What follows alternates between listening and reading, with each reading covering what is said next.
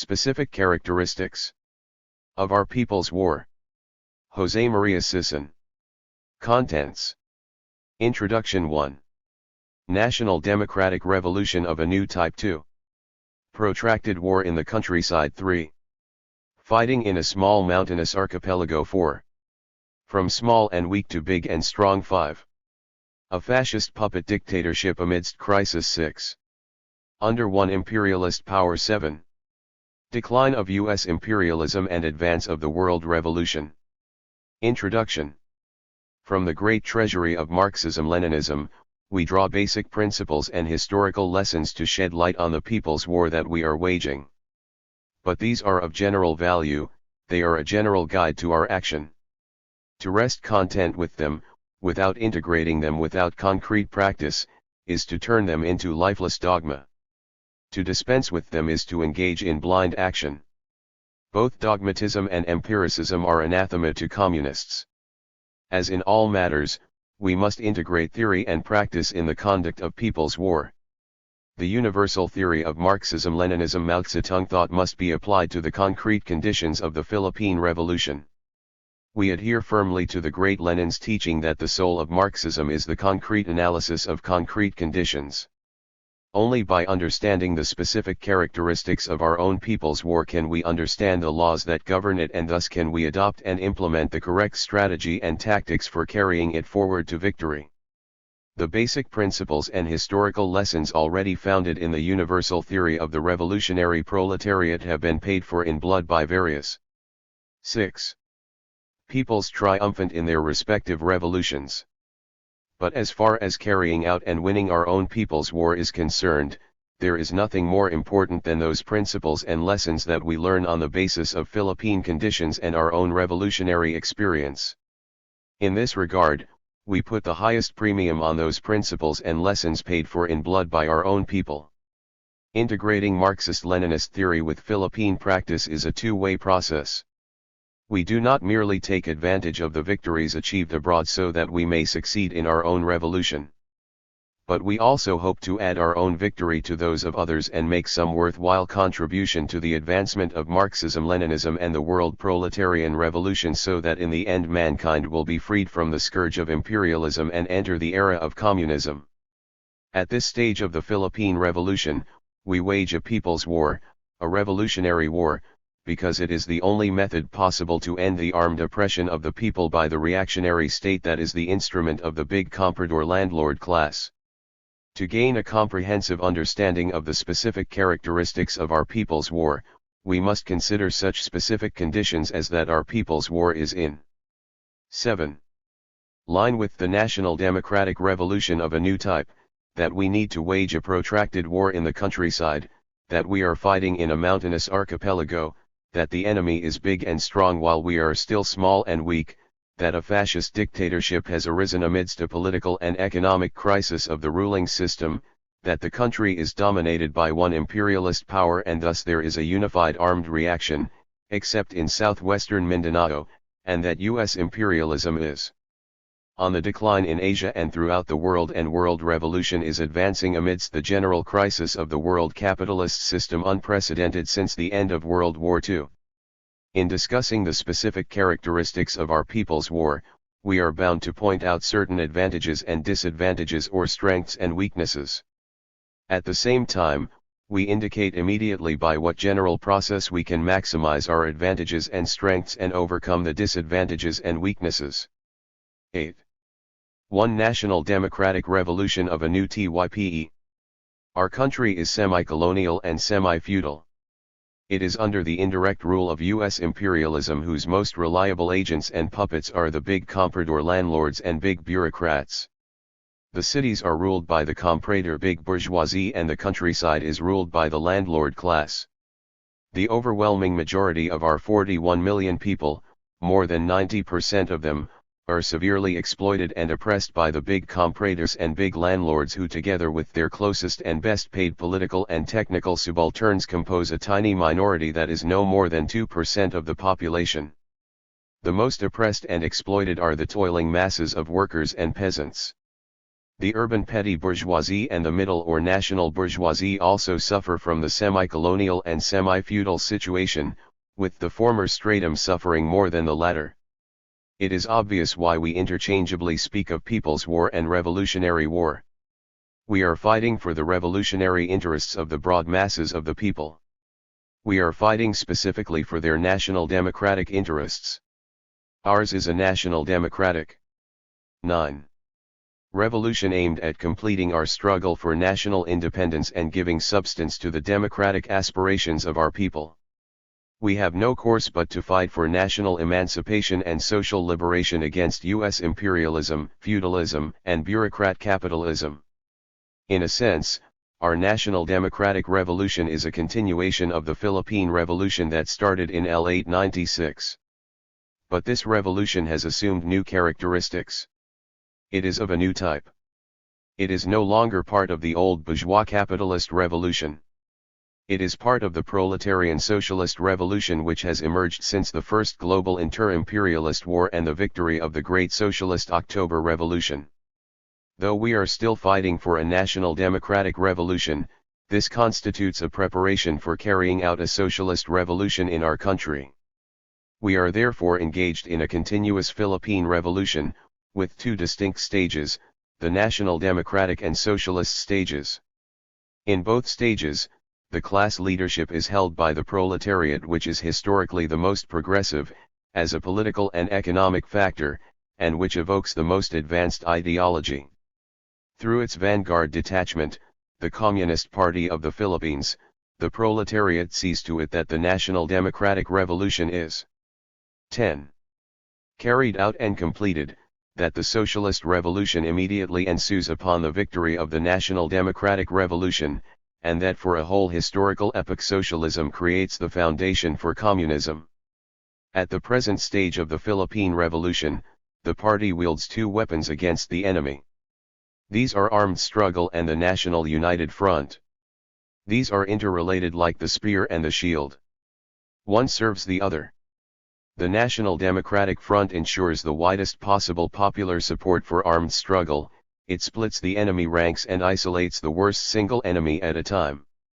Armed struggle is specifically the weapon for carrying out the central task of the revolution, which is the destruction and overthrow of the enemy rule and the seizure of political power. To paraphrase Chairman Mao, without an army like the new People's Army, the people have nothing. To have a few seats in a reactionary parliament and to have no army in our country is to play a fool's game. Any time that the enemy chooses to change the rules of the game, say the Constitution, he would be able to do so at the people's expense. Between armed struggle and parliamentary struggle. 11. The former is principal and the latter is secondary. Every genuine revolutionary knows that the chief component of the reactionary state is the reactionary army. The Filipino people are helpless without their own army. They cannot take a single step towards smashing the entire military bureaucratic machine of the enemy without a people's army. In carrying out a people's war, the party builds the people's army as its main form of organization. It is not only an organization where the party membership is most concentrated. It is also an organization for uniting the proletarian revolutionaries and the peasant masses both within the army and in the localities. In this way, the basic alliance of the proletariat and the peasantry so necessary in a national united front takes the most effective concrete form. The basic alliance of the proletariat and the peasantry is the foundation of the national united front. The stronger this alliance is in the course of People's War, the stronger is the desire of the urban petty bourgeoisie to join the national united front and take active part in revolutionary work. Likewise, the national bourgeoisie is encouraged to bring its support to such basic forces of the revolution as the proletariat, the peasantry, and the urban petty bourgeoisie. At this stage of the revolution, the leadership of the party and 12. The proletariat is best proven by its ability to build a people's army and realize the basic alliance of the toiling masses. 13. Too protracted war in the countryside. 85% of the national population is in the countryside. Of this rural population, the poor peasants together with the farm workers comprise about 75%, the middle peasants, about 15%, the rich peasants, about 5%. The landlords may be only 1 or 2%.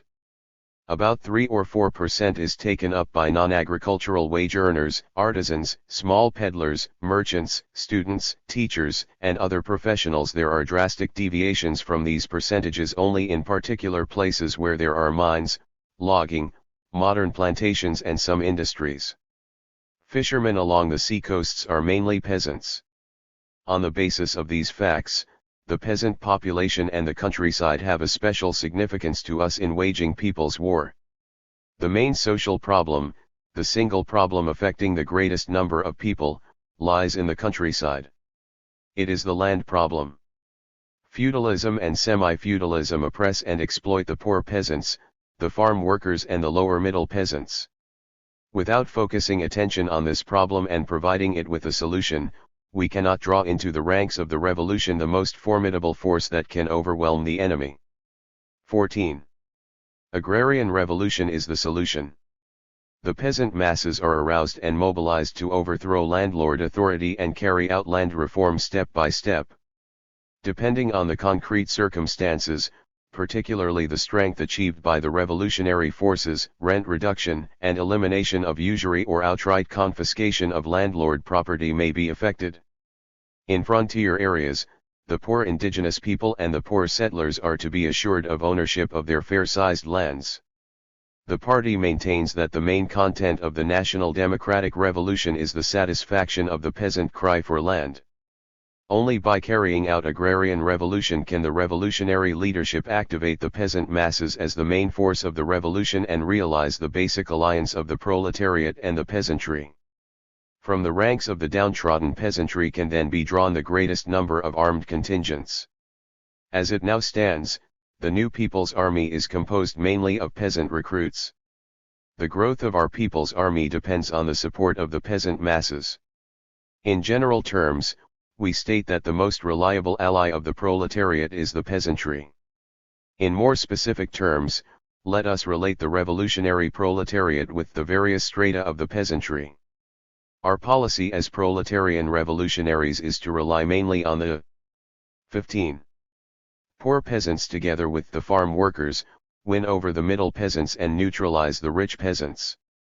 In the course of the national democratic revolution, we make it a point not to hurt unduly the interests of the rich peasants even as we are alert to their reactionary tendencies. In opposing and overthrowing the landlords, we hold as chief targets landlords who have vast holdings, who have acquired these by sheer grabbing, who hold political power and who are despotic. We give special consideration, as the masses and circumstances may permit, to the enlightened gentry who endorse and follow our policies and who support our revolutionary war. Our country is grossly undeveloped due to imperialist domination and retains a relatively wide countryside where feudalism and semi-feudalism reign. This backward countryside of our small country is not as large as that of China, but it is certainly large in comparison to our own cities. This is the basic setting for our people's war. The bulk of our national population is here. The weakest link of enemy rule lies in the countryside. The worst of oppression and exploitation is carried out among the peasant masses by the 16. Reactionaries.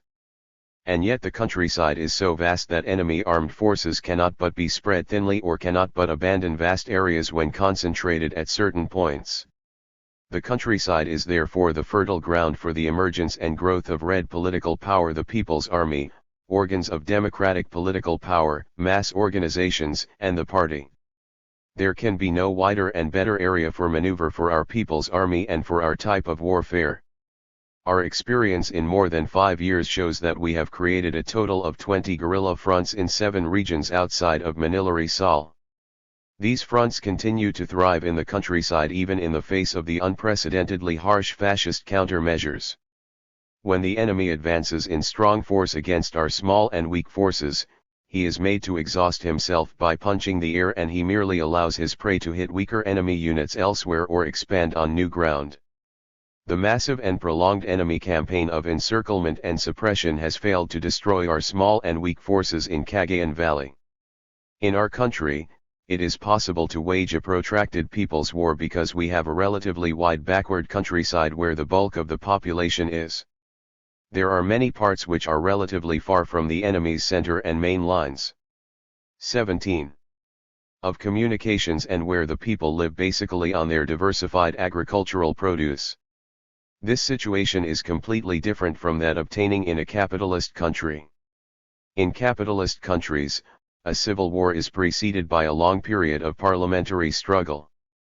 To fight there a civil war without the disintegration of at least a great part of the standing army of the bourgeoisie and without the proletariat ready for a general uprising capable of winning decisively within a short period of time is to court disaster for the revolutionary forces.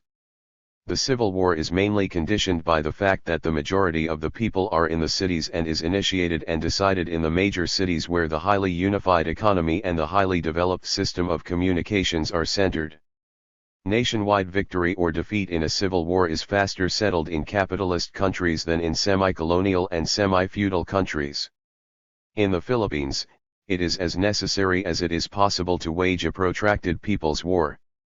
It is only through a long period of time that we can develop our forces step by defeating the enemy forces piece by piece. We are in no position to put our small and weak forces into strategically decisive engagements with militarily superior enemy forces. In the first place, we 18. Have just started from scratch. Neither could we have postponed the start of our people's war. The more time we have for developing our armed strength from practically nothing the better for us in the future. It is our firm policy to fight only those battles that we are capable of winning. Otherwise, we circle round in the face of an enemy force that we cannot defeat and look for the opportunity to strike at an enemy force that we can defeat.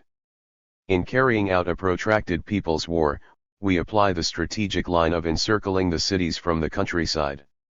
We steadfastly develop guerrilla bases and zones at various strategic points in the country. In a subsequent stage, these areas shall be linked by regular mobile forces which shall be in a position to defend larger and more stable revolutionary bases in the countryside.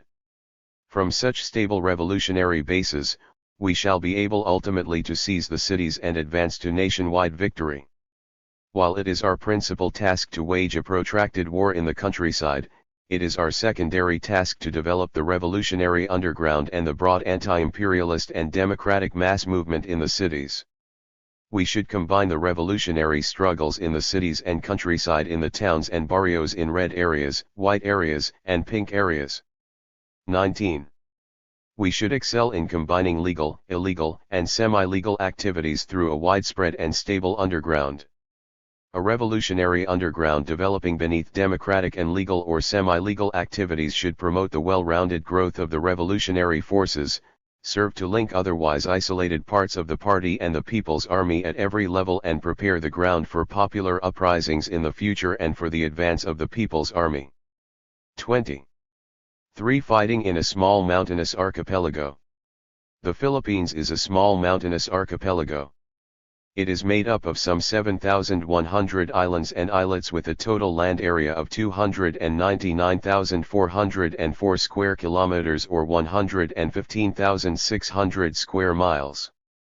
The 11 largest islands which are tabulated below compose 94% of the total land area and also contain 94% of the total population of the country. Every one of these and many other islands have a mountainous terrain with fertile soil. The importance of an island is not determined solely by its size. Population, forest area, and mountainous terrain are more important consideration for our people's war, especially at the initial stage. There are 3 outstanding characteristics of the Philippines in being an archipelago. First, our countryside is shredded into so many islands. Second, our 2 biggest islands, Luzon and Mindanao, are separated by such a clutter of islands as the Visayas. Third, our small country is separated by seas from other countries. From such characteristics arise problems that are very peculiar to our people's war. On the one hand, it is true that our countryside is 21. Wide in relation to the cities. On the other hand, it is also true that we have to fight within narrow fronts because the entire country is small and its countryside is shredded. The war between us and the enemy easily assumes the characteristics of being intensive, ruthless, and exceedingly fluid. While we have the widest possible space for the development of regular mobile forces in Luzon and Mindanao, these two islands are separated by hundreds of kilometers and by far smaller islands where the space immediately appears to be suitable only for guerrilla forces throughout the course of People's War. The optimum condition for the emergence of regular mobile forces in the major Visayan Islands will be provided by the prior development of regular mobile forces in Luzon and Mindanao. Waging a people's war in an archipelagic country like ours is definitely an exceedingly difficult and complex problem for us. At this stage that we are still trying to develop guerrilla warfare on a nationwide scale, the central leadership has had to shift from one organizational arrangement to another so as to give ample attention to the regional party and army organizations. This is only one manifestation of the problem. Armed propaganda teams and initial guerrilla units scattered in far-flung areas are susceptible to being crushed by the enemy. This is 22. Another manifestation of the problem. There is no doubt that fighting in an archipelagic country like ours is initially a big disadvantage for us. Since the central leadership has to position itself in some remote area in Luzon, there is no alternative now and even for a long time to come but to adopt and carry out the policy of centralized leadership and decentralized operations. We must distribute and develop throughout the country cadres who are of sufficiently high quality to find their own bearing and maintain initiative not only within periods as short as 1 or 2 months, periods of regular reporting, but also within periods as long as 2 or more years, in Island 1. Luzon 2. Mindanao 3. Samar 4. Negros 5. Palawan 6. Panay 7. Mindoro 8. Leyte 9. Cebu 10. Bohol 11. Masbate. Land area, SQKM 104.688 94.630 13.080 12.705 11.785 11.515 9.735 7.2144 4.422 3.865 3.269 Population, 1970. 18,177,538,315 1,019,358 2,218,972 236,635 2,114,544 472,396 1,362,051 1,634,182 683,297 492,908 23. Case the enemy chooses to concentrate on an island or a particular fighting front and blockade it. The development of the Central Revolutionary Base somewhere in Luzon will decisively favor and be favored by the development of many smaller bases in Luzon, Visayas, and Mindanao.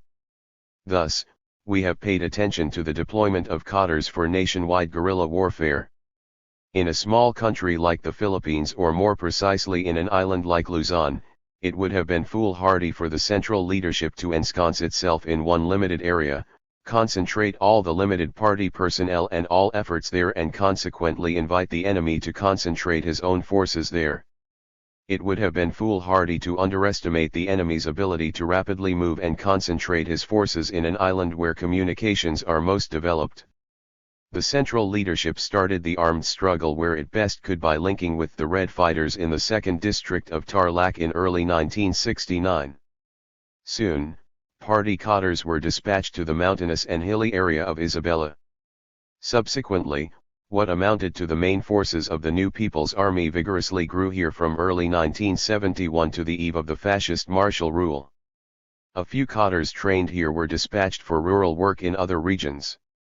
The first 24 Quarter storm of 1970 and the succeeding mass protest actions and mass organizing in Manila, Rizal and other urban centers in the country yielded the greatest number of cadres for the national expansion of the party and the People's Army in the rural areas. These cadres start raw but are enthusiastic, develop new party cadres from the ranks of the local mass activists and red fighters, and are tempered in the course of fierce revolutionary struggle. We have already created 7 regional party and army organizations outside of Manila, Rizal. After strengthening them, especially those of Northwest, Northeast, and Central Luzon, we can more confidently look forward to and take the step towards building the Central Revolutionary Base in a favorable terrain that is better populated and more extensive than the east of the Cagayan River. It should be in an area far more difficult for the enemy to blockade. Necessarily, the central leadership would be able to maintain more immediate relations with the regional party organizations in Luzon than with those in the Visayas and Mindanao. The latter could still be administered through a special organ of the Central Committee. In the long run, the fact that our country is archipelagic will turn out to be a great advantage for 25.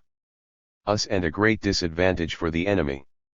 The enemy shall be forced to divide his attention and forces not only to the countryside but also to so many islands. Our great advantage will show when we shall have succeeded in developing guerrilla warfare on a nationwide scale and when at least we shall have been on the threshold of waging regular mobile warfare in Luzon or in both Luzon and Mindanao. We take the policy of a few major islands first, then the other islands later. This is now well understood in the Visayas. In every island or in the specific part of an island that we choose to concentrate on, we must develop self-reliance, maintain our guerrilla units within a radius that is limited at a given time to avoid dissipation of our efforts but wide enough for maneuver, and advance wave upon wave, always expanding on the basis of consolidation. Our bitter experience has shown that overextending our guerrilla squads in the false hope of covering a wider area or attending to so many strategic points all at the same time result in shallow political work and are fatal for our squads. Among several guerrilla squads, it is necessary to have some center of gravity or rallying point either for temporary retreat or for a concentrated operation against the enemy. At the same time, we should never lose sight of the necessity of fluidity, which often requires the shiftiness of such a 26. Center. Each regional party organization should see to it that at the present stage it develops only 1, 2, or 3 armed fronts. The regional executive committee of the party should be based in the main front. More guerrilla bases and zones should arise only upon the consolidation of the few that could be sufficiently handled at one time. At present, it is not necessary to have an armed force in every province within a region. More often it is advisable for us to locate our armed force at an interprovincial border area for maximum effect because in the first place we do not have enough armed strength for every province. The principle of self-reliance needs to be emphasized among all revolutionary forces on a nationwide scale. This is because our small country is cut off by seas from neighboring countries, particularly those friendly to our revolutionary cause. The Vietnamese, Cambodian, and Laotian peoples are more fortunate than us in one sense because they share land borders with China, which serves as their powerful rear. Self-reliance can never be overemphasized among us. The basic needs of our people's war have to be provided for by the People's Army and the broad masses of the people themselves. Our basic source of armaments is the battlefields. Our level of military technique and 27. Our ability in tactics and strategy will have to rise by our adhering strictly to the Marxist principle of advancing in stages and doing well at one stage to prepare for the next stage. The protractedness of our people's war is underscored by the archipelagic character of the country. The mountainous character of the country countervails its archipelagic character from the very start. A mountainous terrain with some population and with thick vegetation is an excellent condition for our people's war. If on one hand the archipelagic character of the country has a narrowing effect on our fighting fronts, its mountainous character has both a broadening and deepening effect. Mountains are usually the natural boundaries of provinces. Thus, we can maintain influence on several provinces even if we were to operate from only one mountainous border area. Also, The enemy cannot easily approach us because of the rough terrain, and we have more opportunity than anywhere else to conduct political work among the people. Before he starts to climb a hill, we can receive the relayed reports from the masses in the towns and in the barrios. We can actually see his coming from vantage points, and we can size up his operation and its possible time span by the sight of his troops, trucks, and planes. We can therefore prepare for his coming. 28. The Sierra Madre sews up almost the entire length of Luzon on the eastern side of the Cagayan Valley to the Bicol region through central Luzon. It links as many as 9 provinces. At certain points, it links 2 or 3 provinces at the same time. The Cordillera and Ilocos Mountains cover the middle and western parts of northern Luzon. These link as many as 11 provinces. At certain points, they link as many as 4 provinces at the same time. The mountain provinces and their fringes have the distinction of being the area where the heaviest concentration of Japanese troops in the Philippines in World War II, reaching up to 150,000, was wiped out by the guerrilla forces. The Tarlac-Zambales Mountains link up 5 provinces. The armed struggle there has to be well coordinated with the armed struggle in the wide plains below, with special attention given to the fact that U.S. military bases and major AFP military camps are in the vicinity. There are many other smaller mountains in Luzon. They can also provide a favorable terrain for guerrilla forces. Mindanao is an even more mountainous and more forested island than Luzon. At the center of Mindanao are the mountainous provinces of Bukidnon and Cotabato. These are as well populated as the mountain provinces of northern Luzon. These are linked up with almost all of the Mindanao provinces. Outside of 29. Luzon and Mindanao, the mountains of Panay link 4 provinces, and those of Samar, Leyte, and Mindoro link 2 provinces at the same time. A mountainous terrain, where more people inhabit the foothills, clearings, plateaus, and riversides or creeksides, is more favorable for the People's Army. The usual inhabitants of the mountainous areas are national minorities and poor settlers. These are very receptive to revolutionary propaganda. Their common enemy is the reactionary government, which treats their lands as public lands and either directly grabs these from them or allows big landlords, big bureaucrats, or big capitalists to grab these from them. At the very outset, we should energetically arouse and mobilize them to defend their lands and meager possessions against the land grabbers and the enemy forces. In launching military operations against us, the enemy always resorts to forced evacuation of these mountain inhabitants so as to prevent them from supporting us and so as to prepare the way for taking away their lands. We must thoroughly oppose every forced evacuation. The fact that we have given the highest priority to creating guerrilla bases and zones in mountainous areas has helped us in a big way to preserve our guerrilla forces in the face of so many small and big. 30. Campaigns of encirclement and suppression launched against us. Without the use of the Sierra Madre, our small forces in Cagayan Valley with only 3 companies as main force could not have preserved themselves against 7,000 enemy troops. Without the use of the mountainous areas of Sorsogon, our small initial forces there could not have expanded to their peak of 1 platoon-size main force and 8 squads and could have been more easily reduced upon the coming of 1,000 enemy troops. However, it must also be pointed out that it is erroneous to rely exclusively on mountainous terrain. Our point is to use the combination of the less populated mountainous terrain and the better populated plains, relying mainly on the former for military purposes at this early stage of our people's war.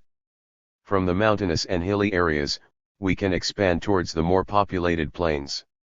Even when we shall have gone far in building bases on the plains, our mountainous and hilly bases will retain their strategic importance as guarantors of the victorious advance of people's war. The Central Revolutionary Base can best stand on the well-inhabited mountainous terrain that is of the greatest breadth in Luzon. Everywhere, bases on the plains, seacoasts, lakes, and rivers will find the indispensable support of bases in the mountainous and hilly areas. 31. Amidst the 20 guerrilla bases and zones already in existence and on the basis of the experience gained in creating them, the central leadership can proceed to establish the Central Revolutionary Base somewhere in the well-inhabited mountainous area of northern Luzon. The guerrilla bases and zones of Northeast Luzon, Northwest Luzon, and Central Luzon can stand as the future terminals of regular mobile forces that are to arise at the Central Revolutionary Base. After doing well in building 2 or 3 guerrilla bases in every region outside Manila Rizal, we can go on to create more guerrilla bases and zones of every type. Every regional organization of the party and the People's Army is to establish its own central base and raise in the long run regional mobile forces.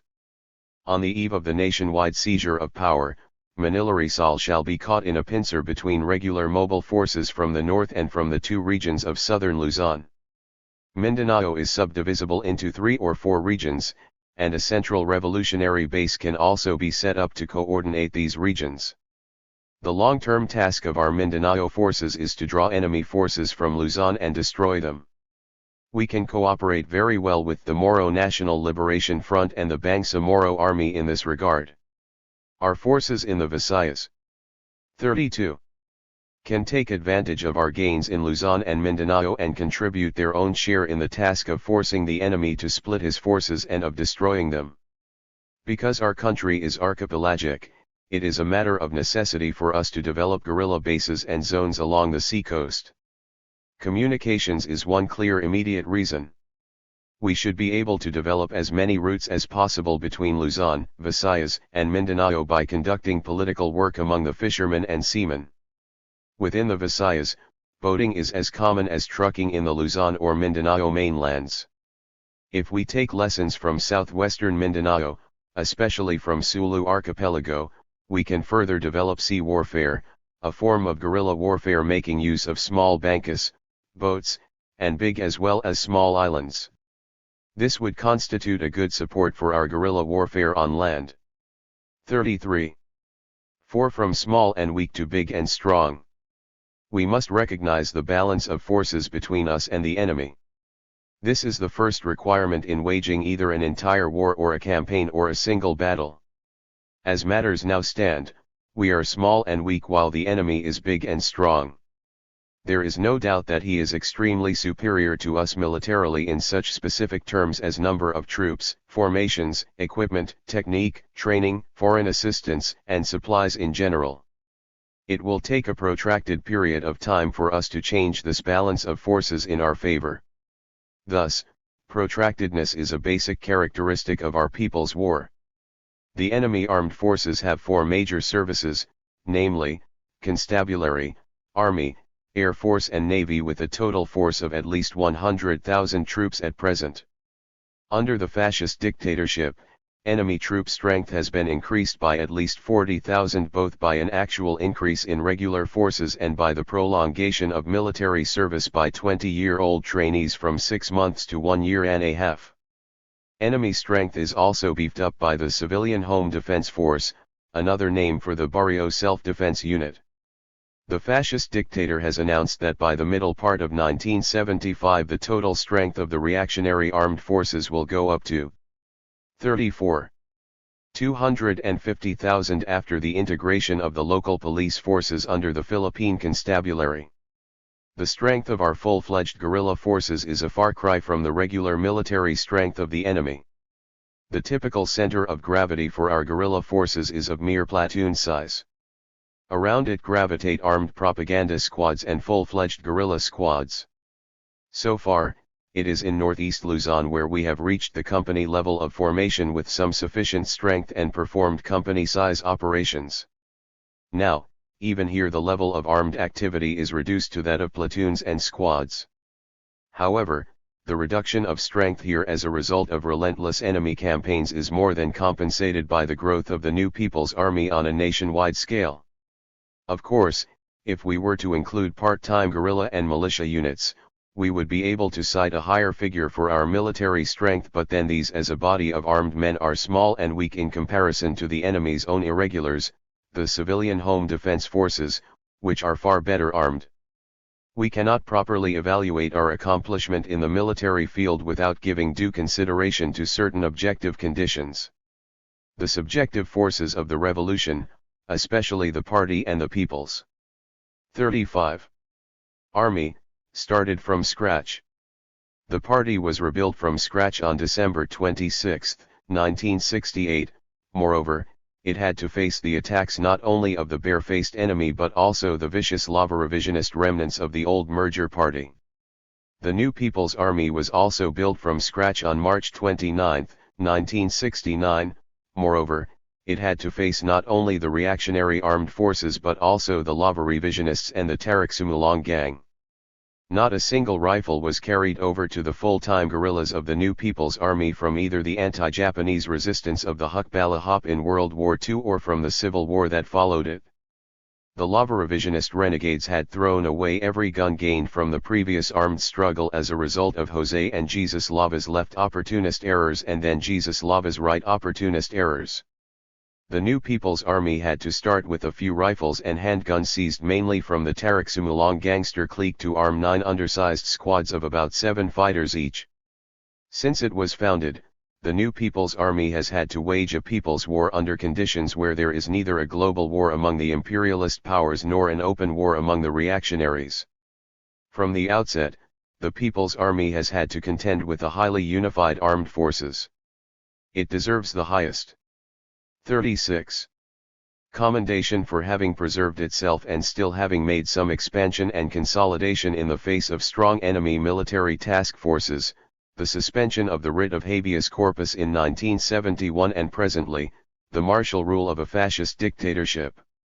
Even now when the bulk of the enemy strength is concentrated in southwestern Mindanao against the Bangsamoro army, the enemy still manages to maintain in each region a task force and in each province constabulary and integrated police forces that are hundreds of times in armed strength against ours.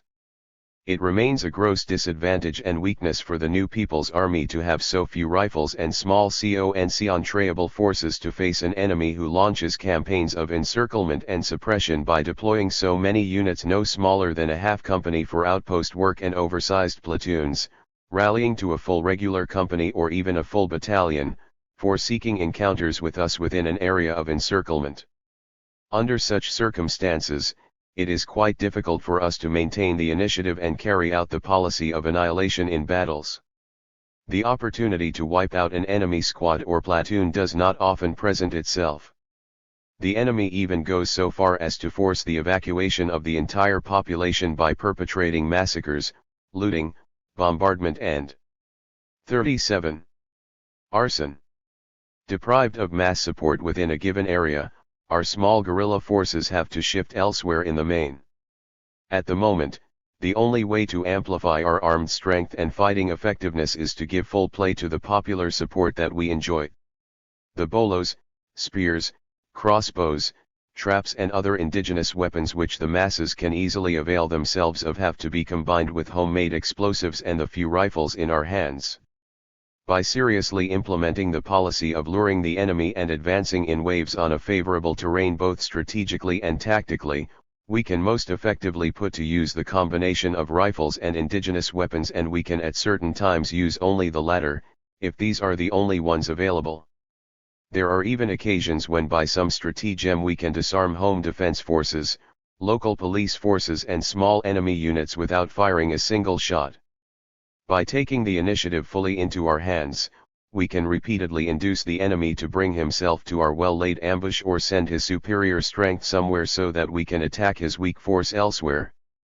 On each occasion we make sure of seizing the enemy's military equipment. Especially because of our smallness and weakness, there are two opposite dangers that we have to avoid. 38. And counteract. One is trying to cover an area that is actually wider than we can sufficiently cover. This usually involves over-dispersing our guerrilla squads. The other is concentrating on so small an area that at one whiff of the enemy we do not know where to shift.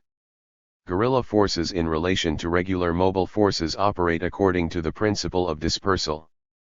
But since all that we have are small guerrilla forces, with absolutely no regular mobile forces yet to serve as main force on any occasion, then we have to have some relative concentration and some relative dispersal according to the scale of our present guerrilla warfare. We have to have main guerrilla units as well as secondary guerrilla units, guerrilla bases as well as guerrilla zones.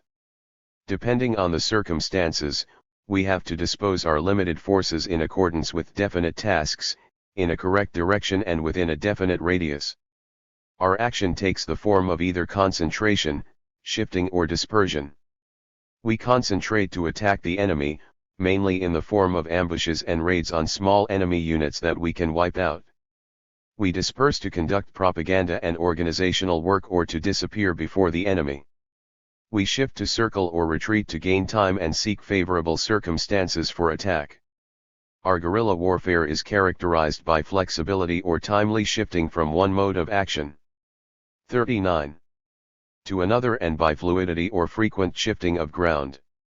We must grasp and give full play to this characteristic to maintain the initiative against the enemy. Our experience has shown that our superiority over the enemy lies in our fighting a just war, a war for the people's democratic interests. We could not have lasted for so long with so small and weak an armed force were it not for the correct ideological and political line that the Communist Party of the Philippines has carried since its re-establishment. The enemy is bogged down in an ever-deepening political and economic crisis and does not cease to perpetrate self-defeating abuses and arouse the people to rebel. Under the absolute leadership of the party, the new People's Army is confident of winning victory because wherever it is and goes it proves to be politically superior to the enemy because it has a flexible strategy and tactics based on concrete conditions that it comprehends. The party is still organizationally small and weak like the new People's Army, but it is bound to grow into a big and strong force so long as it perseveres in its correct ideological and political line. As matters now stand on a nationwide scale or even on the scale of every region, the new People's Army 40 has no alternative but to be on the strategic defensive in opposition to the strategic offensive of an overweening enemy. But the content of our strategic defensive is the series of tactical offensives that we are capable of undertaking and winning. By winning battles of quick decision, we are bound to accumulate the strength to win bigger battles and campaigns to be able to move up to a higher stage of the war. To graduate from guerrilla warfare to regular mobile warfare as the main form of our warfare, we have to exert a great deal of effort over a long period of time. We are still very much at the rudimentary and early sub-stage of the strategic defensive. We may state that in the long process of its growing from small and weak to big and strong, our People's Army will have to undergo certain stages and sub-stages.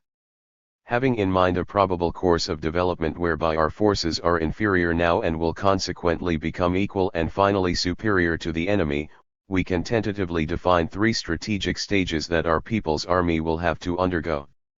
It is now undergoing the first stage, the strategic defensive.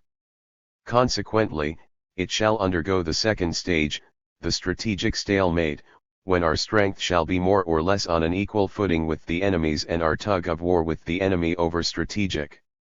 41. Towns, cities, and larger areas shall become conspicuous. Finally, it shall undergo the third stage, the strategic offensive, when the enemy shall have been profoundly weakened and completely isolated and shall have been forced to go on the strategic defensive, a complete reversal of his position at the stage of our strategic defensive. The future of the new People's Army is bright, though it has to go through a long and tortuous road. On the other hand, the future of the reactionary armed forces is dark. A mercenary and parasitic military in the service of U.S. imperialism, feudalism, and bureaucrat capitalism has no future, except failure and doom. The most powerful weapon is in the hands of the People's Army. That is the people's support. We cannot wage a revolutionary war without it. The new People's Army fights for the people's democratic interests with self-abnegating and highly conscious iron discipline and with wise and well-informed courage. Our red commanders and fighters fight without fear of sacrifice and death because they are fighting in the broad interest of the people and not in the narrow interest of the imperialists or any individual or clique among the reactionaries. At the level of strategy, our red commanders and fighters hate and are contemptuous of the enemy. But at the 42. Tactical level, they take serious and meticulous consideration of him so as to defeat every plot and maneuver that he is capable of. 43. 5. A fascist puppet dictatorship amidst crisis. The setting up of the fascist dictatorial regime of the U.S. Marcos clique is the clearest manifestation that the ruling political system is racked by a crisis that it can no longer deal with in the old way. The fascist puppet dictatorship is a counter-revolutionary measure of weakness and desperation rather than of strength. A whole series of terrorist acts, capped by the Second Plaza Miranda massacre, was unleashed by the Marcos ruling clique to pave the way for it. These events and the subsequent imposition of a fascist martial rule and of a conspicuously autocratic rule have incurred the profoundest hatred of the people and have intensified their desire for revolutionary change and for national freedom and democracy. The mastermind behind the fascist dictatorship is U.S. imperialism. The fascist dictatorship has been set up to make sure that under a new constitution the privileges and interests of U.S. imperialism under the 1935 Constitution, the Parity Amendment and the Laurel-Langley Agreement are not only preserved but even enlarged in the face of the growing anti-imperialist struggle of the broad masses of the people, and furthermore to harden the Philippines as a base of U.S. imperialism in the western rim of the Pacific and 44. In Asia and in the face of the failed U.S. war of aggression in Indochina. As a reward, Marcos is allowed to remain in power indefinitely for as long as he can be useful to U.S. imperialism and, of course, for as long as his ambition does not go beyond being the general representative of and even becoming the wealthiest by far of the comprador big bourgeoisie and the big landlord class. The fascist dictator Marcos keeps on prating about his unjust regime being a new society. But in fact its monstrous abuses have only served to stress that it is but the worsening of the old semi-colonial and semi-feudal society.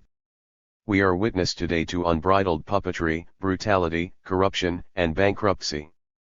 Among the local reactionaries, the fascist chieftain, his family, and his closest subalterns in the military and civil bureaucracy are the most outstanding beneficiaries of the puppet, brutal, corrupt and bankrupt new society. In essence, the fascist dictatorship is the open terrorist rule of a reactionary clique with big comprador and big landlord interests. The longer it continues in power, the more fertile the ground becomes for our people's war. By negative example, Marcos has stood as the best teacher of the people on the state and revolution. In this sense, he is our best propagandist. 45. He has superbly exposed every evil in this semi-colonial and semi-feudal society by his own lies and misdeeds. His usurpation of all governmental powers, elimination of all legal political parties, monopolization of the press, and the brutal repression of all democratic liberties by such methods as massacre, assassination, zoning, forced mass evacuation, bombardment and arson, blackmail, extortion, illegal arrest, illegal detention and torture have proven beyond doubt the necessity and justness of armed revolution against armed counter-revolution. All the fascist acts of the U.S. Marcos clique carried out with brute armed force are calculated to stabilize the rule of U.S. imperialism and the local reactionary classes over the broad masses of the people. But the essential effect of such acts has been to widen and deepen the armed resistance. The new People's Army under the leadership of the party has waged more battles than ever before against the enemy and has established more guerrilla bases and guerrilla zones than ever before. Party and non-party activists, who in the period before Proclamation No. 1081 had waged mass struggles against the same U.S. Marcos clique, have in considerable number joined the revolutionary armed struggle in the field or have formed a strong revolutionary underground at various strategic points in the country. 46. The Bangsamoro Army, which is far better armed than the New People's Army, has so far waged the biggest battles against the enemy and have inflicted severe losses on him in troops and equipment. The revolutionary armed struggle of the national minorities for self-determination and against national oppression in southwestern Mindanao has helped in a big way the New People's Army in various parts of the country by drawing a great part of the enemy's land, sea, and air forces. In return, we are doing our best to wage a people's war in our own areas so as to force the enemy to move helter-skelter. At the moment, we are witness to an enemy with the big dilemma of attending to far south and to far north. There are no significant armed forces opposing the fascist dictatorial regime, except the New People's Army and the Bangsamoro Army. In Luzon, Visayas, and the greater part of Mindanao, there is no significant armed resistance except that waged by the New People's Army. We might say that these areas we are faced with a unified reaction. There is no open war among the reactionaries here. There has been a lot of talk about the Filipino Freedom Fighters, an outfit supposedly run by an anti-Marcos group with some US support, but so far even after 2 years of fascist martial rule it appears to be a mere token force given to issuing occasional manifestos threatening some. 47. Strange mixture of coup d'état and guerrilla warfare. True to their original and essential character, the lava revisionist renegades have openly surrendered to the US Marcos clique and are blatantly collaborating on hunting down revolutionaries and swindling the masses. There is no way but treat these revisionist fascist diehards as traitors and spies. Because there is no open war among the reactionaries where it is, the New People's Army is faced with a unified fascist reaction. This means to say that the enemy can launch stronger offensives against us than otherwise in any particular area which he chooses to concentrate on. This is certainly a disadvantage for us. In this regard, we have no alternative but to study and apply the correct strategy and tactics of dealing with enemy campaigns. However, experience has shown that no matter how far the armed resistance in southwestern Mindanao is, it has induced the enemy to drastically reduce his forces in Cagayan Valley since March 1973. There is a long-term advantage in the New People's Army being the only armed force regarded by the people as their own in at least 90% of the Philippine territory. It becomes easier and simpler for the middle forces to choose which side they must support. The choice becomes easier and simpler. 48. Indeed, the worse that the enemy becomes. The confidence and trust of the broad masses of the people in the New People's Army is so great and resounding despite the present smallness and weakness of this army, because it is all that they have against the fascist tyranny. The economic crisis which has been the basis of the crisis of the entire reactionary political system even previous to the Marcos rightist coup has become far worse under the fascist dictatorship. This economic crisis makes every one of the people throughout the country suffer no matter how it may appear that he is not directly the victim of the political and military abuses of the fascist dictatorship. Linking the fascist puppet dictatorship with the people's economic suffering is the single method which has made our propaganda for armed revolution most effective. Since long before the fascist martial rule, the broad masses of the people have comprehended the responsibility of the US Marcos clique for the economic crisis. A runaway inflation, rampant unemployment, accelerated increase of the tax burden, continuous devaluation of the currency, food, fuel, and fertilizer shortages, unlimited entry of foreign capital and unlimited remittances of profits, enormous foreign trade deficits covered up by technical smuggling and 49. False statistical figures, excessive foreign and domestic borrowings, ever-increasing military expenditures, and inflationary deficit spending on infrastructures which fatten the imperialist banks and foreign contractors, serve the colonial trade pattern and the plunder of the country's natural resources and are opportunities for enormous graft and corruption and land speculation with the loot monopolized by the fascist dictator. All these conspicuous ills characterize the fascist dictatorial regime. The deterioration of the economy is so rapid that party codders must keep close watch on fast-changing economic data. The broad masses of the people suffer from the combination of political and economic abuses. As the economy deteriorates, political tyranny aggravates. To be able to continue exploiting the people, the fascist dictatorial regime of the U.S. Marcos clique resorts to enlarging its armed forces, buying more military equipment and bribing officers and men with promotions in rank and increases in salary, allowances, and other privileges. Increased expenditures for such a parasitic entity as the military result in further deterioration of the economy.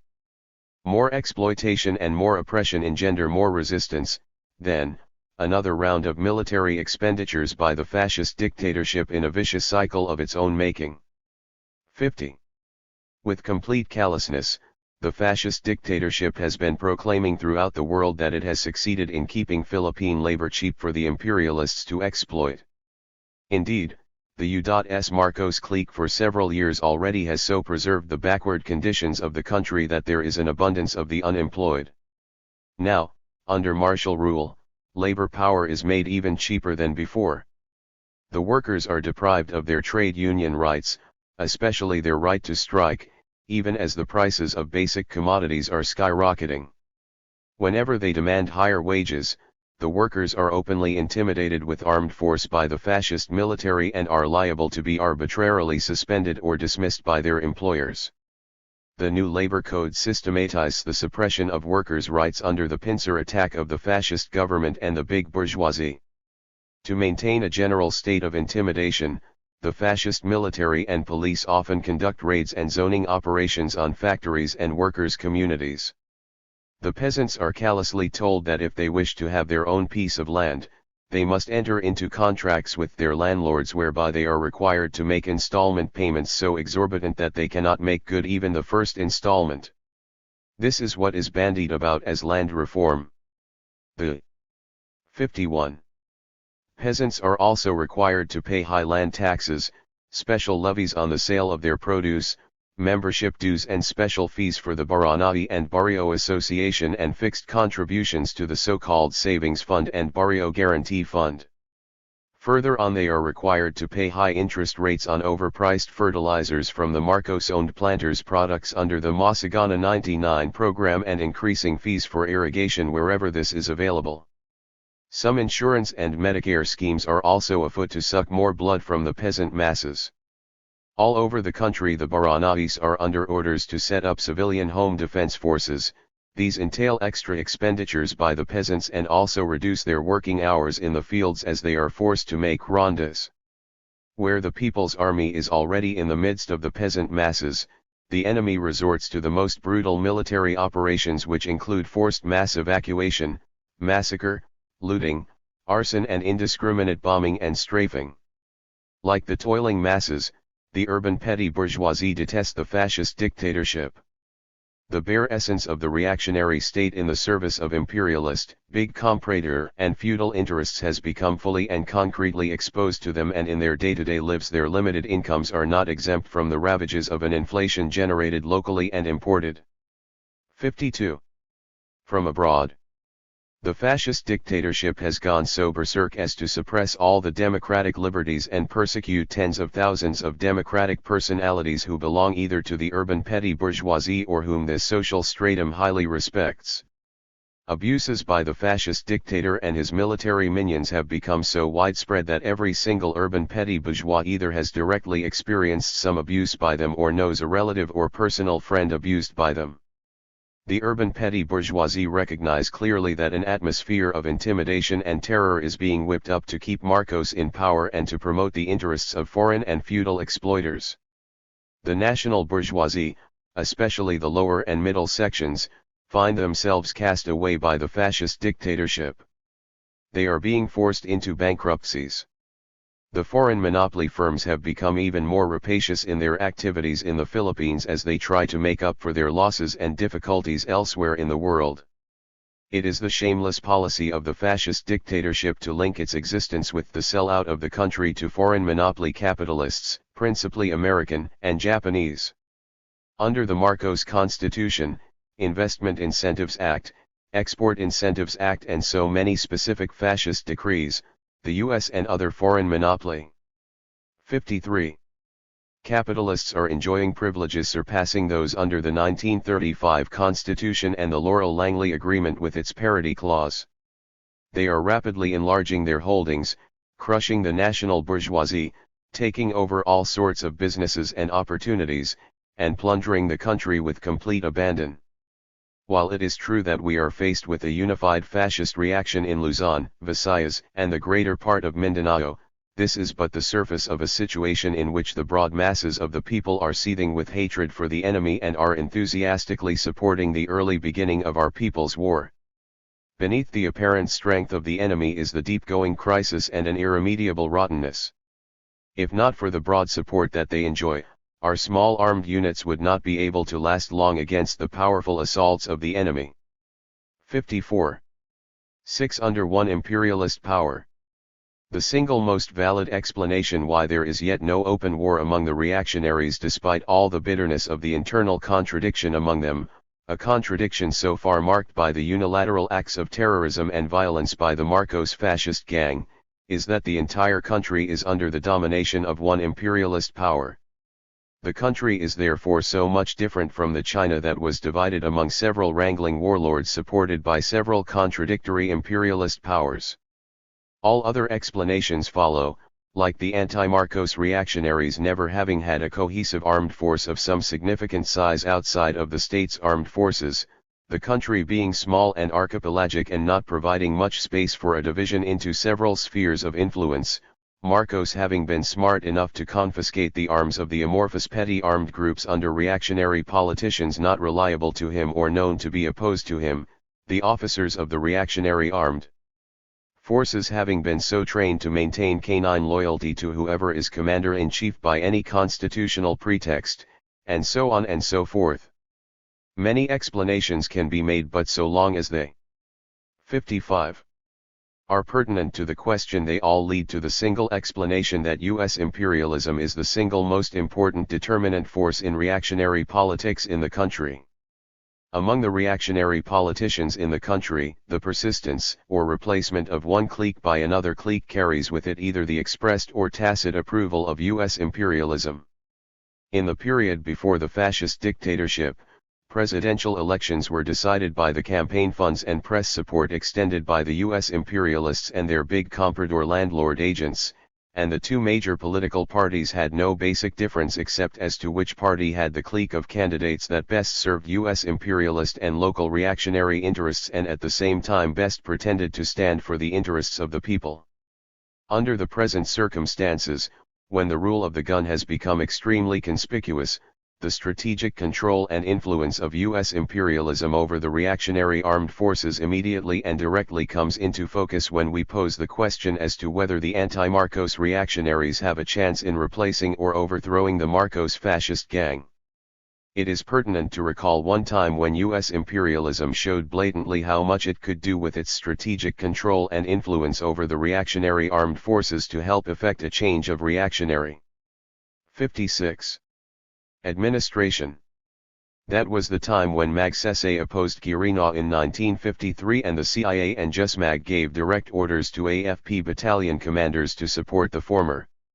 From the viewpoint of U.S. imperialism, an open war among its own local minions is as impermissible as it would have the net effect of disturbing whatever stability and advantages it has gained in the country under the fascist dictatorship. It is therefore difficult to expect that U.S. imperialism would deliver the arms for an anti-Marcos but still pro-U.S. group to build an army against the Marcos fascist gang. If it would become necessary to replace Marcos by armed force, because he refuses to budge from power despite his notoriety and abuses, becoming more of a liability than an asset, it would suffice for U.S. imperialism to instigate another coup d'état. It has never been the practice of U.S. imperialism to allow the distribution of arms to the people in a country like the Philippines where the reactionary armed forces are still securely under its control and influence. Before the folly of Bataan in World War II, the U.S. colonialists refused to distribute arms to the people to prepare for the Japanese invasion. It was only towards the end of the war, when they were already making massive troop landings in the country, 57, that they gave arms to the Yusuf guerrillas in great quantity. As soon as the country was reconquered, U.S. imperialism and its lackeys used all kinds of methods to seize what in their view were loose firearms. It is in this light that we must see the oft-repeated threat of the anti-Marcos reactionaries to launch a coup d'état. Raul Manglapus, who is well associated with the old crop of CIA agents that put Magsaysay into the presidency in 1953, is today the most outstanding spokesman of the anti-Marcos reactionaries. He is under the care of the U.S. State Department, and it is obvious that he is some kind of a horse in reserve. However, he is not necessarily the principal horse in reserve. It happens that unlike Aquino, who is in prison, or Macapagal, who prefers to wait in the shadows, he is in a position among the anti-Marcos reactionaries to openly issue propaganda against the Marcos fascist gang. The fascist dictator Marcos is aware that the length of his political life, including his personal safety, depends on U.S. imperialism. Thus he does everything to satisfy his imperialist master.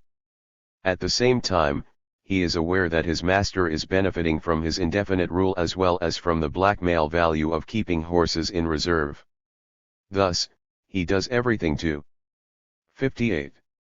Maintain his own hold on the reactionary armed forces by keeping his kinsmen and other favorites in the most strategic commands, by pushing out of service those whom he considers unreliable, by bribing officers in general with promotions in rank and increases of salary and allowances upon the expansion of military personnel, by providing them with opportunities for graft and corruption, including outright blackmail and extortion, and by superimposing on the regular intelligence agencies an intelligence network of his own.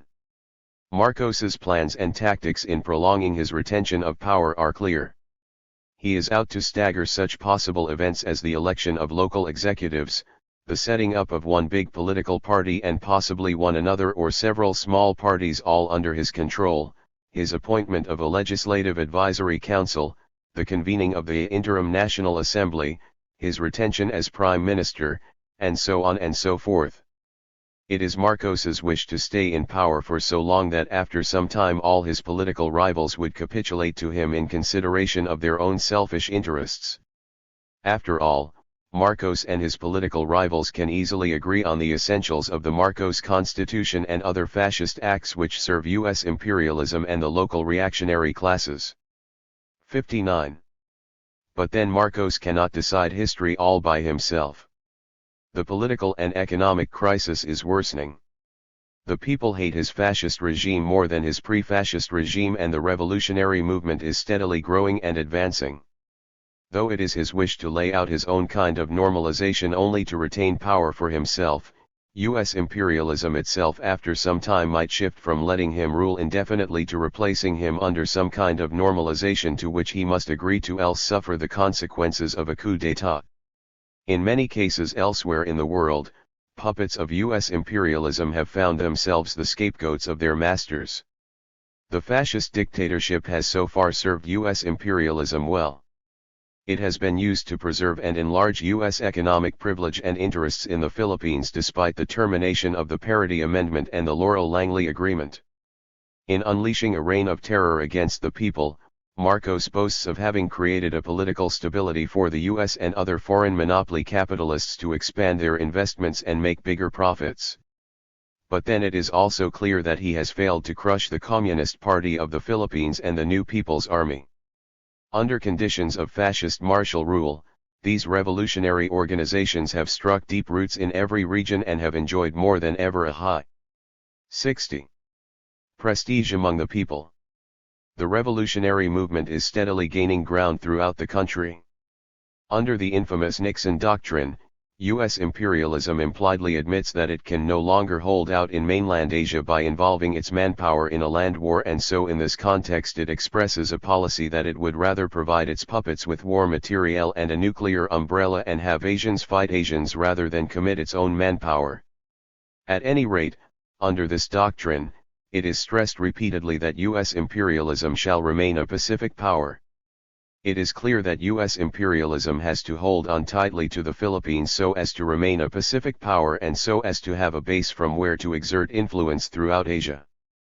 As the U.S. first line of defense, Indochina, Taiwan, South Korea, and Japan, especially Okinawa, declines, the second line of defense, Philippines, Indonesia, Malaysia, Singapore, and Thailand, gains in importance to U.S. imperialism.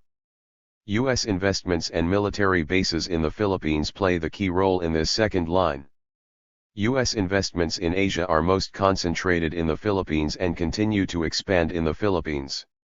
According to conservative 1972 estimates, which do not fully take into account the current market value of 61. All U.S. assets in the country, U.S. direct investments alone amount to $3 billion.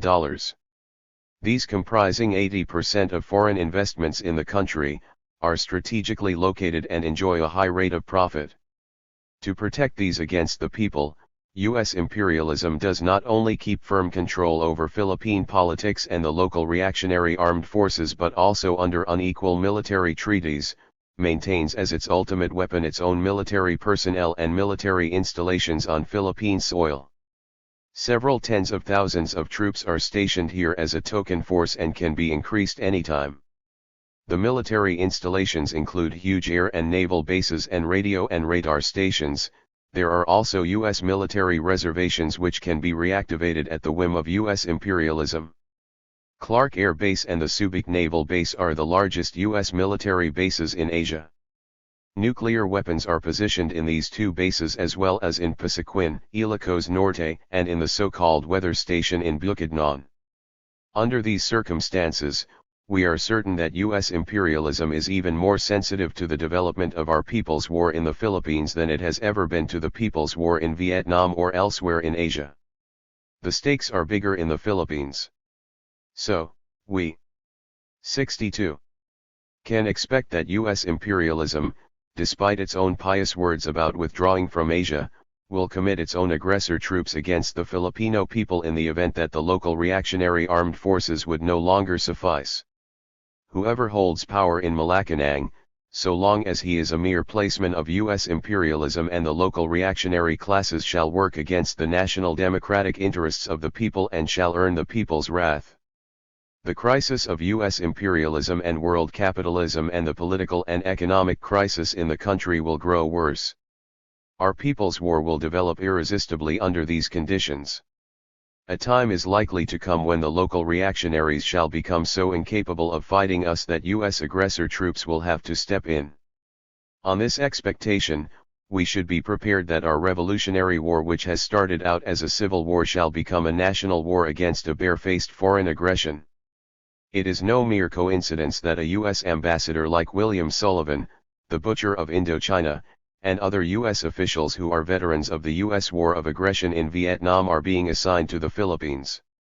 Since the resumption of our People's War, U.S. military and police advisors on counterinsurgency have been increasing and participating in training and 63 military operations against the people. The sale and free grant of military materiel to the local reactionary armed forces have been stepped up. U.S. aircraft flown by U.S. pilots have been involved in reconnaissance and bombing operations against us. U.S. Green Beret reconnaissance teams have deployed under the cover of civic action in various parts of the countryside. AID, Peace Corps, and other ostensibly U.S. civilian personnel have been used for intelligence purposes by the U.S. country team composed of the U.S. ambassador, the CIA station chief, JUSMAG chief, AID director, and USIA head. The ceaseless and increasing U.S. military assistance and the possible aggression of U.S. imperialism are two factors that can make for a prolongation of our People's War.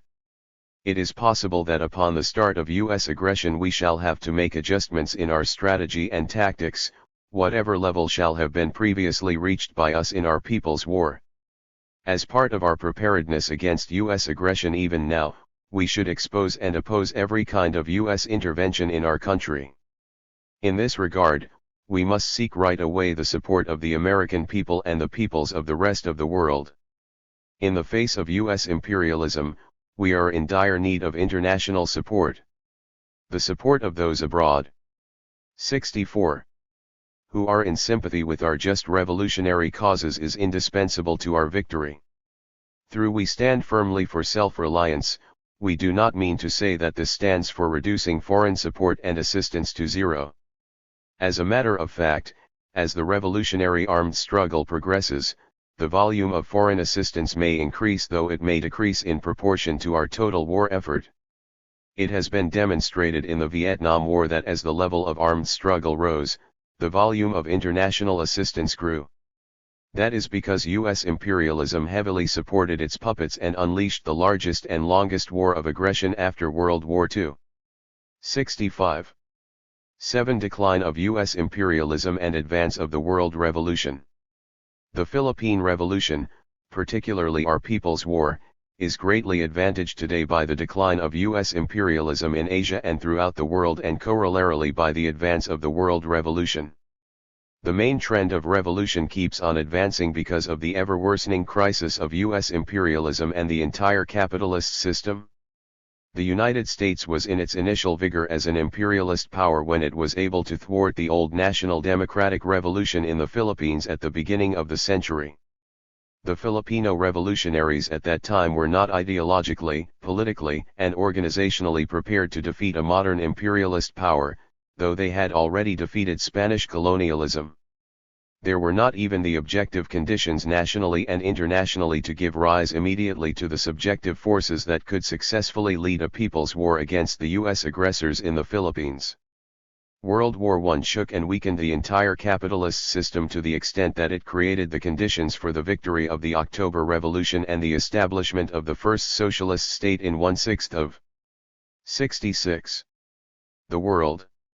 The character of the World Revolution changed from bourgeois democratic to proletarian socialist.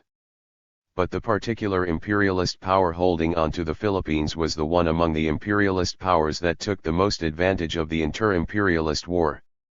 Besides, the imperialists and colonialists could still manage to hold on to their colonies and semi-colonies, though the instability of their rule here started to become more evident than before. U.S. imperialism maintained a firm grip on its Philippine colony. It continued to cultivate a retinue of reactionary politicians under its orders and further used the country as a forward base for its expansion in Asia. Only in 1930 was the Communist Party of the Philippines founded under conditions of world depression and local social unrest. The world capitalist system continued to undergo a general crisis even as the first inter-imperialist war had just ended. Subsequently, fascist regimes emerged in a number of Western European countries and in Japan. The struggle for the redivision of the world among the imperialist powers further intensified. Inevitably World War II broke out. As it did in connection with the first inter-imperialist war, the United States made profits on loans and war production before and 67. Throughout the war and provided supplies to both warring sides until it was ready to join the war on the winning side and pick up the spoils. The United States emerged from the war as the number one imperialist power, having gained hegemony over the entire capitalist system and assuming the principal responsibility for retaining the colonies and semi-colonies throughout the world. It was in a strong position to reconquer the Philippines from the Japanese fascist and quell the revolutionary forces here. Moreover, it was helped in a big way by the series of grave errors perpetrated by the Lava and Tarik revisionist cliques which consistently took the line of subordinating the revolutionary movement to the U.S. scheme of granting fake independence to the Philippines. The gains made by the revolutionary forces in the course of the war, when the U.S. forces temporarily retreated from the country, were squandered and lost. Recovering the Philippines, U.S. imperialism proceeded to expand in Asia and oppose every anti-imperialist struggle in the region. But beneath the surface of overwhelming U.S. imperialist strength, the entire capitalist system had been profoundly weakened more than ever before. People's democracies under the leadership of communist and workers' parties emerged over a large 68 area of the world, in Asia and Eastern Europe. In Asia, the Democratic Republic of Vietnam, the Democratic People's Republic of Korea and the People's Republic of China emerged. The socialist countries encompassed one-third of humanity. National liberation movements surged ahead with unprecedented vigor in colonies and semi-colonies. Thus, the economic territory of the entire capitalist system receded and could not but further recede. The victory of the Chinese Revolution and the establishment of the People's Republic of China came as the hardest blow to the imperialist powers soon after World War II. They lost their spheres of influence in this large country with a large population, comprising one-fourth of humanity, notwithstanding the massive military and economic aid by the U.S. imperialists to the Kuomintang reactionaries. The imperialist front in the east was irreparably breached. The world significance of this great victory was incalculable. The impact of the Chinese Revolution in Asia alone terrified U.S. imperialism. The oppressed peoples and nations of Asia, Africa, and Latin America started to look up to China for revolutionary inspiration. Soon after China's liberation, U.S. imperialism launched a war of aggression against the democratic 69 People's Republic of Korea and failed to accomplish its objective of conquering the whole of Korea. Then, it formed the Southeast Asia Treaty Organization and violated the Geneva Agreements on Indochina. Failing to learn its lessons from the Korean War, it once more launched a war of aggression in Vietnam and tried to defeat the people of South Vietnam, ruin the Democratic Republic of Vietnam and subjugate the whole of Indochina. At the height of the Vietnam War, 700,000 U.S. aggressor troops and 1.5 million puppet troops were used against the People's Armed Forces. About $150 billion were spent by the U.S. imperialists to carry out their war. But they were forced to withdraw in defeat. The Vietnam War accelerated the decline of U.S. imperialism not only in Asia but also throughout the world. The Chinese, Korean and Indo-Chinese peoples are all neighbors and brothers of the Filipino people. Their victories are a great inspiration to the Filipino people and have objective effects favorable to the growth and advance of the Philippine Revolution. Aside from these victories, there is one outstanding phenomenon in Asia which brightens the prospects of People's War in the Philippines. This is the persistence of revolutionary armed struggles in Southeast Asia in general since World War II. Even at the height of its power, U.S. imperialism could not suppress these. It 70. Found no effective use for its rift-ridden Southeast Asia Treaty Organization. The revolutionary armed struggle in Indochina has so far been the most outstanding and the most victorious among these.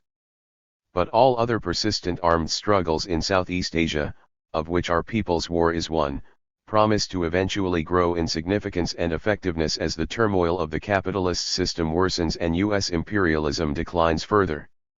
The revolutionary armed struggles in Vietnam, Cambodia, and Laos have served to stress the fact that since after World War II it has become possible for the peoples of colonial and semi-colonial countries in the East to develop over a long period of time big and small revolutionary base areas, wage long-term revolutionary wars in which the cities are encircled from the countryside, and then gradually to advance on the cities and win nationwide victory.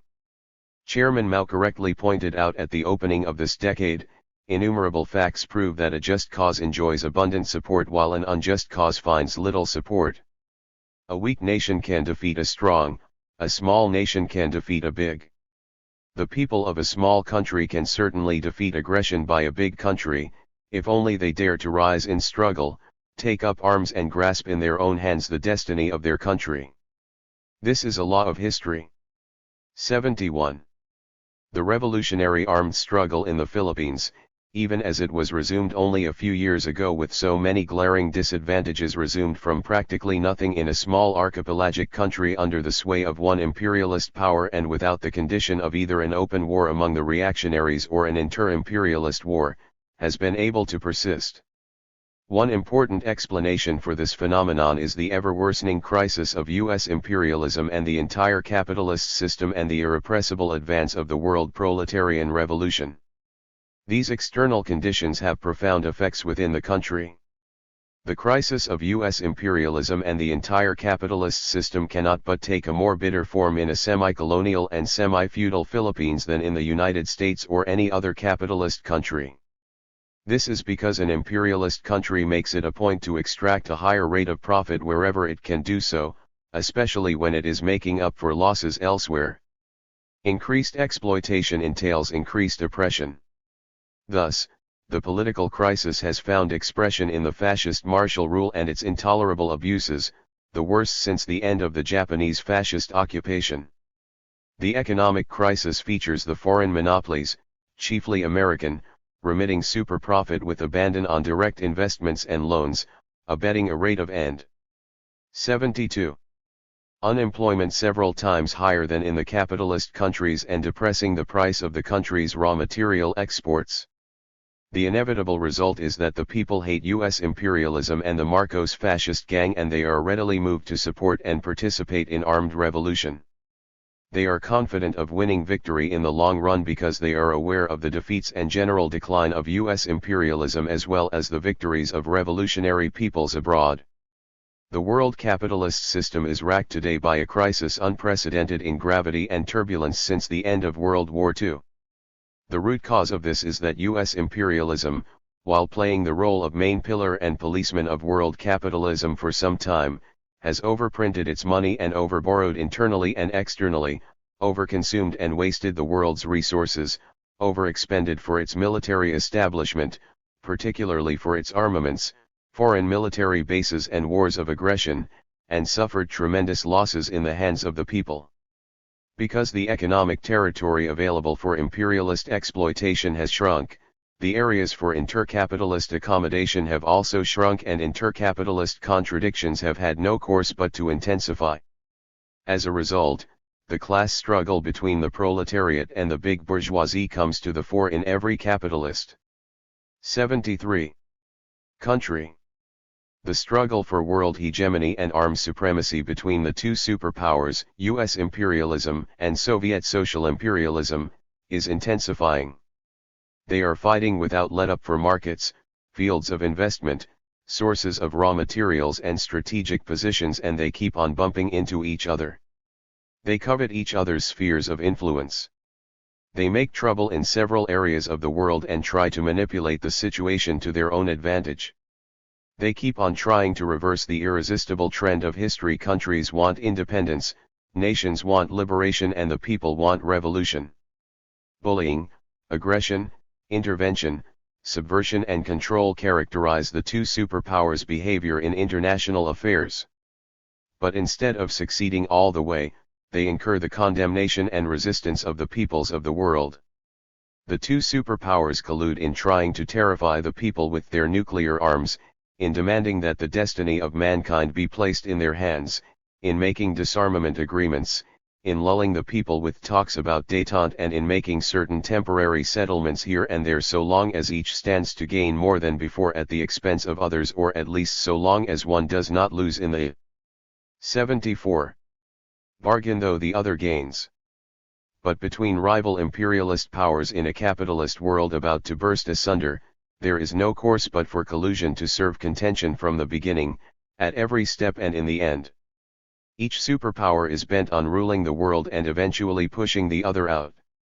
Thus, both are feverishly engaged in arms expansion and war preparations. Here lies the danger to world peace and the possibility of a world war. There is not a region in the world where the two superpowers are not in contention. Eastern Europe is far from the United States and in a Soviet sphere of influence, but US imperialism covets it. Latin American is far from the Soviet Union and is a US sphere of influence, but Soviet social imperialism covets it. But even in these regions, not all the incentive belongs to the superpowers. There are countries wanting independence, nations wanting liberation, and peoples wanting revolution as elsewhere in the world. Western Europe and the whole Mediterranean area are being contested by two superpowers. US imperialism banks on its old alliance with Western Europe, particularly on the North Atlantic Treaty Organization, and is concerned about the fact that its foreign investments are most concentrated in this 75 region. Soviet social imperialism banks on its being the dominant power in Eastern Europe through the Comecon and the Warsaw Pact, and on the revisionist parties within Western Europe. Despite the US-Soviet duet about détente and the Soviet proposal to set up a European security system, the reality stands out that US and Soviet military bases and naval fleets daily confront each other. But in the meantime, the countries of Western Europe singly and jointly and within or outside their common markets are becoming more and more at odds with the two superpowers, and the proletariat in every country is becoming more and more militant in a class struggle that the revisionist parties cannot lead to a revolutionary victory over the big bourgeoisie. In the Middle East, a region that links Europe to Africa and Asia, US imperialism uses Zionist Israel as a lever for enlarging its privileges and profits in oil, and at the same time Soviet social imperialism uses its arms supplies to extort its own privileges and make profits on the oil income of the Arab countries. The October War is still indecisive. But even as the two superpowers have their own selfish interests and manipulate the situation to their advantage, the Arab and Palestinian people remain firm in their struggle for their sovereign rights and for the return of the occupied lands, and are vigilantly opposed to the U.S. 76. Israeli combination as well as to the other superpower. The countries of Western Europe, adversely affected by the shenanigans of the two superpowers, are being compelled to deal directly and independently with the Arab countries and refuse to be herded by some superpower into any rash action. In Africa, the two superpowers incessantly maneuver to take the place of the old colonial rulers. Both pretend to be in sympathy with the people's struggles against old-style colonialism and for national independence. U.S. imperialism exposes its own hypocrisy by its close links with the old colonial rulers and by its own rapacious schemes and activities. While being more deceptive, because it uses revolutionary language and uses the prestige of the revolutionary past of the Soviet Union, Soviet social imperialism exposes its own hypocrisy by doing essentially what the other superpower does. The struggle against imperialism, colonialism, and racism continues to rage. Africa is a major part of the Third World. Its countries, nations, and peoples, like those of Asia and Latin America, are in the mainstream of the struggle against the superpowers. In South Asia, Soviet social imperialism has made use of the ruling Indian reactionaries to promote its hegemonic ambitions and to make trouble like 77. Threatening China and dismembering Pakistan. As a result of the Indo-Pakistani War, which it masterminded, it has secured several bases for its naval fleet in the Indian Ocean. It is so inebriated by its aggressive acts that it continues to dream of putting up an Asian collective security system under its control. U.S. imperialism is more than ever concerned with maintaining its own foothold in this region and in launching a series of countermeasures. But the peoples of South Asia, including the peoples of India and Bangladesh, and a number of countries like Pakistan and Ceylon are opposing the two superpowers and their puppets. In Southeast Asia, U.S. imperialism wants to retain its hegemony over Thailand, Malaysia, Singapore, Indonesia, and Philippines. These countries do not only serve as a second line of defense in the U.S. military strategy for Asia but also are expected to be a great alternative source of petroleum.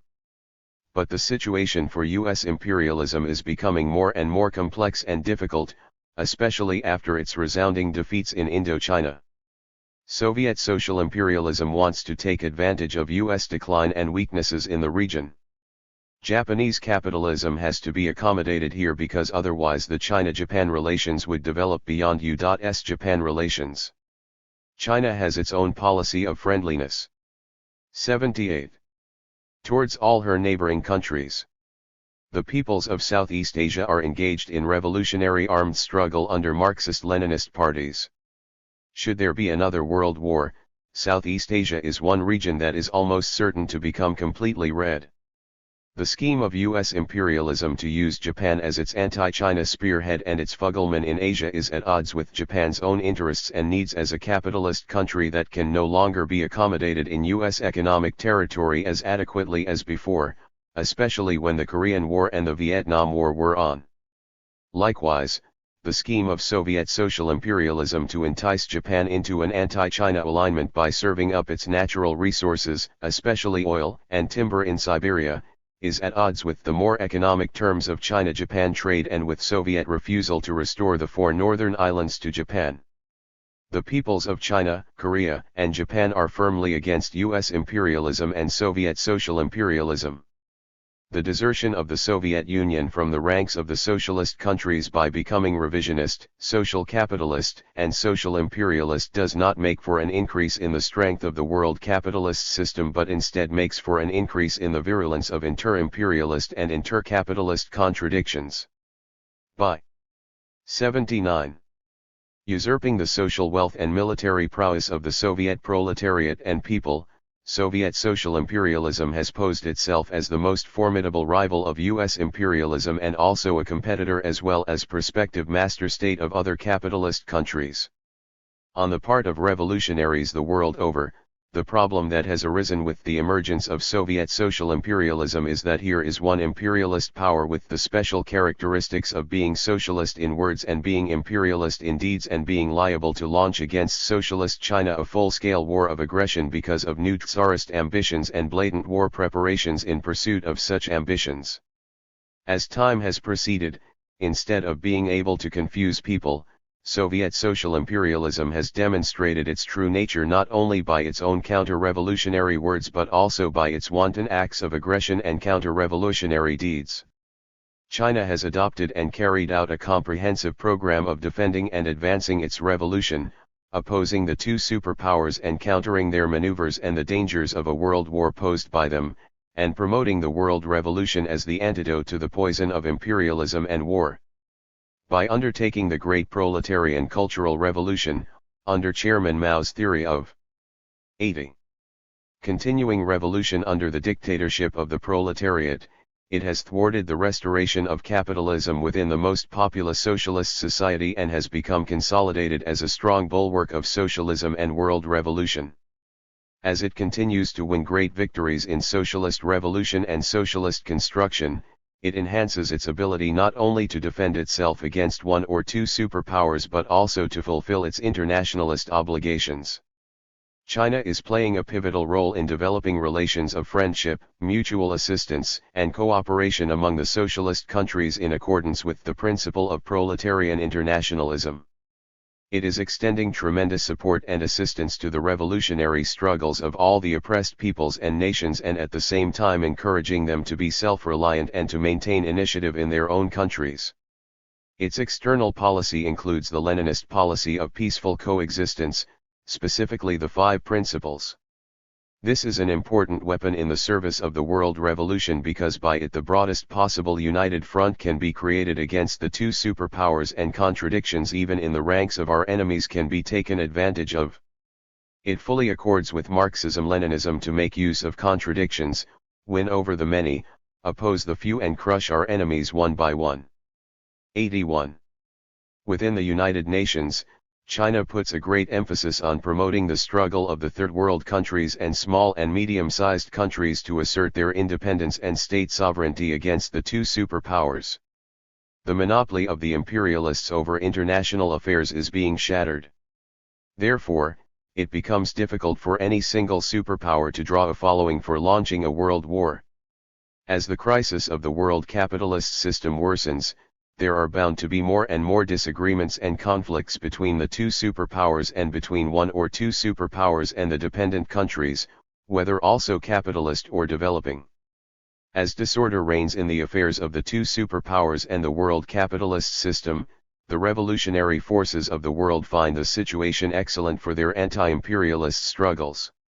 Should a world war still break out despite all efforts to prevent it, the outcome for the imperialists shall be worse. The last 2 world wars have proven that a world war leads to civil wars and a revolution of wider scope against imperialism.